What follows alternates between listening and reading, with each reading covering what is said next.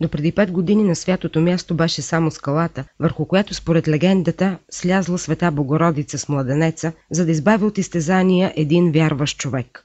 На върха на скалата, където стъпила Божията майка, има голяма вдлъбнатина, която непрекъснато е пълна с вода, дори когато със седмици не е валял дъжд.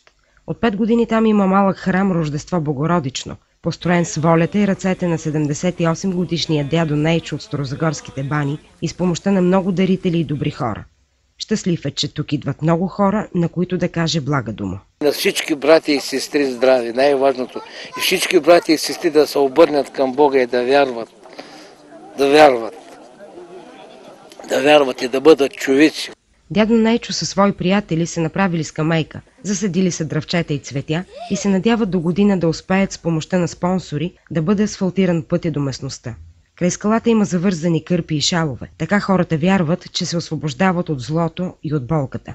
Скалата има цепнатина. Ако минеш през нея, ти се опрощават греховете. Дано да е така, трябва всички да минем от тук.